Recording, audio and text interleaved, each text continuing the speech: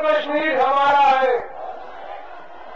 मंच पर उपस्थित हम सबके प्रेरणास्रोत, हम सबके मार्गदर्शक, परम श्रद्धेय लालकृष्ण आडवाणी जी, भारतीय जनता पार्टी के पूर्व में राष्ट्रीय अध्यक्ष रहे आदरणीय श्री वेंकैया नायडू जी, पार्टी के राष्ट्रीय महामंत्री आदरणीय अनंत कुमार जी, धर्मेंद्र प्रधान जी, जगत प्रकाश नड्डा जी, आदरणीय श्री विजय कुमार मल्होत्रा जी, राष्ट्रीय मंत्री श्री वाणी त्रिपाठी जी, युवा मोर्चा के राष्ट्रीय महामंत्री मनोरंजन मिश्रा जी, दिल्ली प्रदेश के जुझारू अध्यक्ष विजेंद्र गुप्ता जी, युवा मोर्चा दिल्ली प्रदेश के अध्यक्ष नकुल भारद्वाज जी, दिल्ली प्रदेश की प्रभारी ध्वनि शर्मा जी, मंच और सभा में उपस्थित भारतीय जनता पार्टी के सभी पदाधिकारीगण, सभा में उपस्थित मेरे आदर के योग्य भाइयों और बहनों, मीडिया से आए हुए मेरे प्रिय मित्रों, राष्ट्रीय एकता यात्रा डॉक्टर श्यामा प्रसाद मुखर्जी की जन्मभूमि से उनकी बलिदान भूमि तक की यात्रा 12 जनवरी को जो राष्ट्रीय युवा दिवस है, उस दिन माननीय नितिन गडकरी जी के हाथों से राष्ट्रीय ध्वज तिरंगा लेकर किसी देश के हिस्से कश्मीर के लाल चौक में तिरंगा फहराने के उद्देश्य से शुरू हुई। इस यात्रा का मूल उद्देश्य राष्ट्र की एकता, अखंडता और भाईचारे को बढ़ावा देने के लिए आज की युवा पीढ़ी, जिसका इस भ्रष्ट सरकार के कारण मनोबल भी गिरा है, समाज में बढ़ते हुए भ्रष्टाचार और सरकार का अलगाववाद को बढ़ावा देते हुए आज जो रुख है, उसको देखकर देश का युवा त्रस्त है।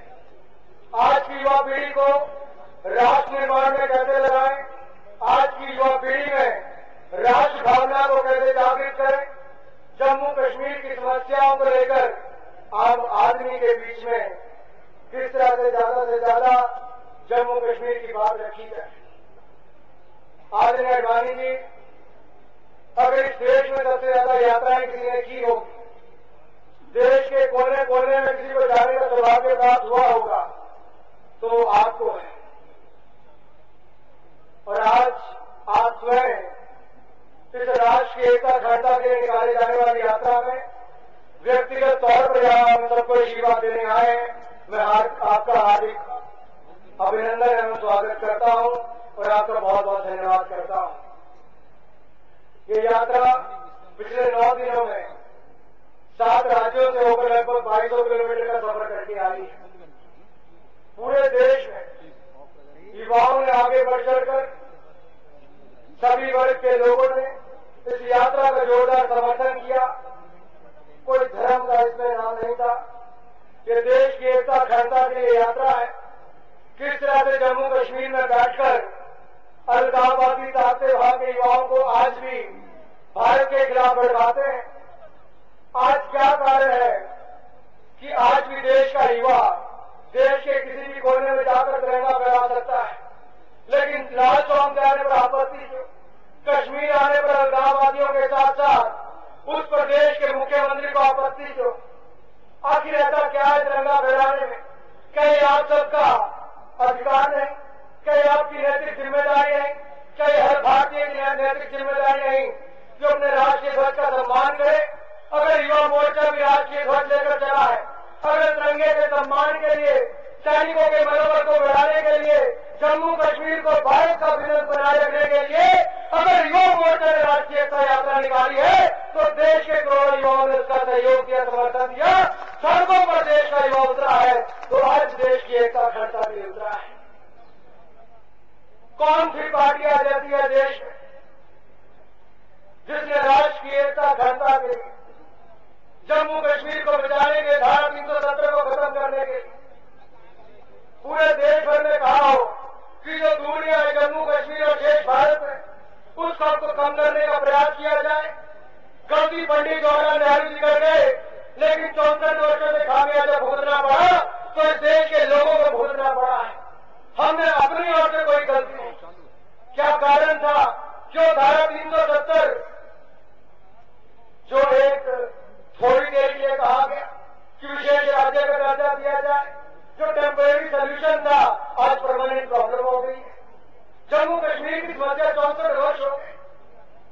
उमर अब्दुल्ला जी मुख्यमंत्री बने, मुझे खुशी कि एक युवा मुख्यमंत्री बना है जो 14वीं लोकसभा में मेरा सहयोगी होने के नाते जिन्होंने कहा था मैं एक मुस्लिम हूं, मैं एक भारतीय हूं, हमने भी बड़ी मेहनत सत्ताई की। लेकिन आज जम्मू कश्मीर का मुख्यमंत्री बनने के बाद 1953 से पहले की परिस्थितियों की बात करते हैं और जातवाद को बढ़ावा देते हैं। मैं उनसे पूछना चाहता हूं उमर जी, जो कश्मीरी पंडितों को आज 20-21 वर्ष हो गए, जिनको वहां से धक्के मार के निकाला गया था, जिन बहनों माताओं के साथ बलात्कार किया गया, जिनके परिवारों को खत्म कर दिया गया था, पिछले 2 दशकों में केंद्र की सरकार और प्रदेश की सरकार ने क्या प्रयास किया उनका पुनर्वास उनके घर वापस आने के लिए। आज आपको जब हमने राष्ट्रीय एकता यात्रा निकाली तो आपको याद आ गया कि कश्मीर बगैर कश्मीरी पंडितों के अधूरा है। मैं आपको पूछना चाहता हूं, आपने भाषा को उपयोग भी कैसे कर दिया कि राष्ट्रीय एकता यात्रा को रोकिए? आपको पता है इसके पीछे मूल उद्देश्य क्या था? कैसे रोक सकते हैं आप इस देश के लोगों को इस देश की भूमि पर आने पर? यह हमारा अधिकार है। अगर हम छत्तीसगढ़ में कन्याकुमारी या कटक में जाकर लहरा सकते हैं तो लाल चौक भी आएंगे और तिरंगा वही आकर लहराएंगे। तिरंगा वही आकर लहराएंगे।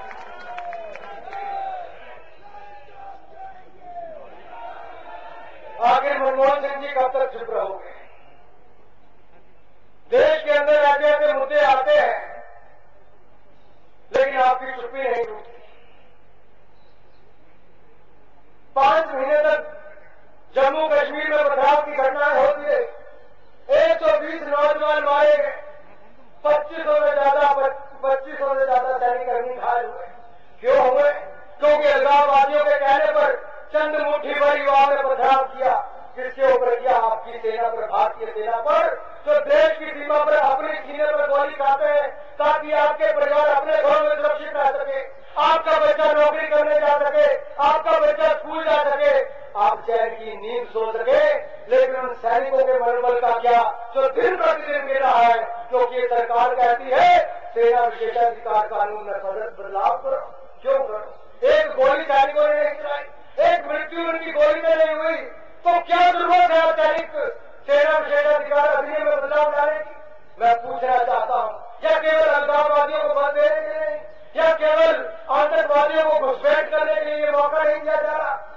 क्या कसूर है उन लोगों का जिन्होंने डोडा, किश्तवाड़ और बाकी एरिया में बैठकर आतंकवादियों के खिलाफ 303 की राइफल लेकर, जिनको special police officer, village defence committee कहा गया, जिनको 3000 रुपए दिए जाते थे उन आतंकवादियों का सामना करने के लिए ताकि कश्मीरी पंडितों की तरह बाकी कश्मीर खाली न हो जाए। उन्होंने सामना किया आतंकवादियों का, अपने सीने पर गोली खाई, आतंकवादियों को मारा, लेकिन जम्मू कश्मीर को नहीं छोड़ा।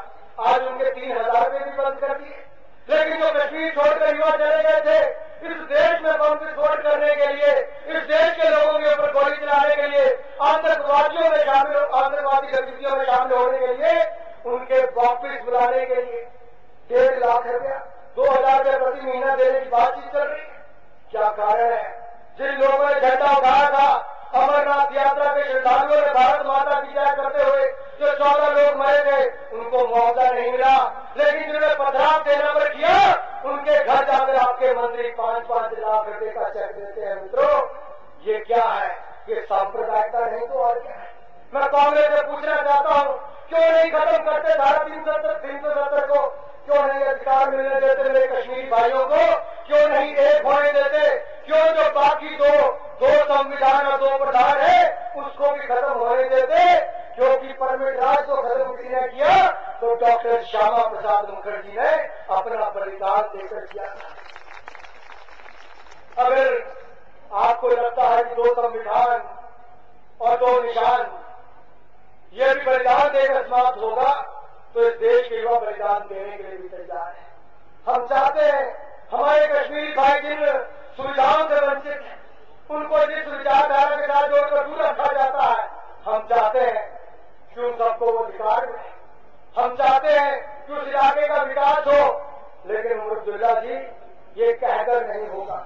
मैं कहना चाहता हूं प्रधानमंत्री जी से, तिरंगे का अपमान इसमें देश हो रहा है, इस देश में हो रहा है, विरोध इस देश में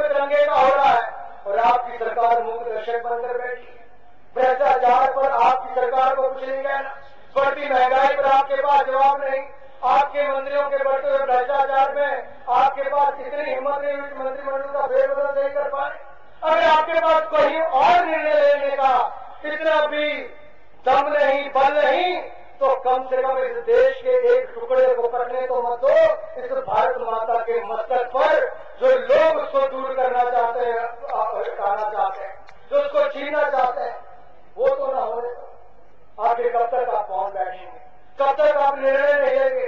क्या रेलगांववादी चाहते हैं देश को बांट दी जाए, या मूक दर्शक बनकर बैठेगा? या कांग्रेस के एक नेता आतंकवादियों के घर जाकर खाना खाते हैं? अब तक गुरु को आप फांसी नहीं देते। ये किसका गुरु है? कांग्रेस का है। अब तक गुरु कौन है? आतंकवादी है। पार्लियामेंट पर अटैक करवाया, आज तक उसको फांसी नहीं हो पाई। आपकी सरकार हाथ पर हाथ रखकर बैठी है। अलगाववादी चाहते वहां पर बढ़ती गई, देश में नक्सलवाद माओवाद बढ़ता गया, लेकिन आपकी सरकार चुप बैठी रही। आपकी सरकार की कोई स्पष्ट नीति नहीं। महंगाई आप बढ़ती नहीं रोक सकते, बेरोजगारी आप नहीं रोक सकते, भ्रष्टाचार आप कम नहीं कर सकते, तो कम से कम देश के टुकड़े तो मत होने दो। अगर आप कुछ नहीं करोगे तो इस देश का युवा उठा है, और इस देश के युवा ने आज तिरंगा उठाया है, उसके मान सम्मान के लिए संघर्ष भी करेंगे, बलिदान भी देंगे, लेकिन तिरंगे को झुकने नहीं देंगे मित्रों, क्योंकि हमारे तरह के युवाओं ने इस देश की आजादी के लिए बलिदान दिया। चाहे सरदार भगत सिंह और चंद्रशेखर हो, चाहे सुभाष चंद्र बोस, वो भी किसी माता के सपूत थे, लेकिन आपके हाथ में तिरंगा हो, आप उसका सम्मान कर पाए, आप आजाद भारत में रह सके, फख्र से कह सकें कि मेरा अपना देश है। लेकिन उस देश का एक टुकड़ा, एक ऐसा हिस्सा जो हम सबके लिए प्रिय है, जहाँ के लोग हमारे लिए प्रिय है। मुझे खुशी होती है मुर्तजा जी कहते मेरे देश के युवा आ रहे हैं, राष्ट्रीय एकता अखंडता की बात लेकर आ रहे हैं, मैं उसका भागीदार बनूंगा। जम्मू कश्मीर के बॉर्डर पर अगर मुर्तजा एक तिरंगा हाथ में लेकर खड़े होते तो मैं कहता मेरा एक भाई जम्मू कश्मीर का मुख्यमंत्री है, लेकिन अगर आज अलगाववाद की भाषा बोल रहा है तो मुझे कहना पड़ रहा है 120 करोड़ लोग इस देश में हैं। इस देश के युवा जब एक फूंक भी मारेंगे तो यासीन मलिक जैसे लोग पाकिस्तान में पाए जाएंगे, देश की भूमि पर नहीं पाए जाएंगे। आप सब लोग मानेंगे, गांधी जी को सुनेंगे, निकाब खड़े, लेकिन जिस तरह का सहयोग समर्थन इस यात्रा में मिला है रानी जी, इस देश के युवाओं में एक अजीब तरह का जोश है। मैं उस समय बहुत छोटा था जब आपकी यात्राएं निकली, जब मुरली मनोहर जोशी जी की यात्रा में निकली, लेकिन उस समय का माहौल मेरे दिमाग पर, मेरे दिल पर है। जिस तरह से लोग भावुक होते थे देश के नाम पर आपके साथ जुड़ने के लिए, आज मैंने वो युवाओं में देखा है। मैं बहुत छोटा सा कार्य करता हूँ, लेकिन देश के युवाओं में वो राष्ट्र भावना देखी है। इसलिए फख्र के साथ कह सकता हूँ कि जब जब भारत माता पुकारेगी, इस देश का युवा संघर्ष और बलिदान देने के लिए सड़कों पर सीमा पर बैठा होगा, सरहद पर बैठा होगा, अपने सीने पर गोली खाने के लिए बैठा होगा, लेकिन देश का कोई हिस्सा इस देश से अलग नहीं होने देगा। मैं आपको विश्वास दिलाना चाहता हूँ। आप आए, आने में कही है, जब बाकी सभी बड़े नेता है आप आए, मैं आप सबका बहुत बहुत धन्यवाद करता हूँ। जय हिंद, जय श्री राम। धन्यवाद अनुराग जी। जहाँ हुए बलिदान मुखर्जी, जो कश्मीर हमारा है, कश्मीर हो या गुवाहाटी, दोस्तों हमारे नेता माननीय लाल कृष्ण आडवाणी जी राष्ट्रीय युवा मोर्चा अध्यक्ष श्री अनुराग ठाकुर जी को राष्ट्रीय ध्वज प्रदान करेंगे। मेरा अनुरोध आप कहकर ध्वनि भवन का स्वागत करें।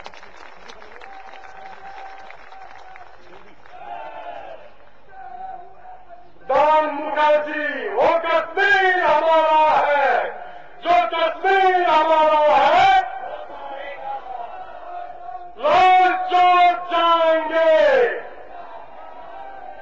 हमारे राष्ट्रीय युवा मोर्चा अध्यक्ष श्री अनुराग ठाकुर और राष्ट्रीय महामंत्री श्री मनोरंजन मिश्रा जी माननीय लाल कृष्ण आडवाणी जी को एकता यात्रा का समृद्धि चिन्ह भेंट करेंगे।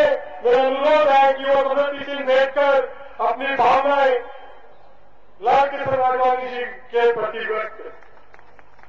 दोस्तों, राष्ट्रीय एकता यात्रा में युवाओं को इस यात्रा के माध्यम से हमें नई दिशा और नई सोच दी है। ऐसी यात्रा के प्रेरणा स्रोत हमारे नेता श्रीमान लाल कृष्ण आडवाणी जी जो हमारे मार्गदर्शक है, हम सबको संबोधित करेंगे और भारतीय राजनीति में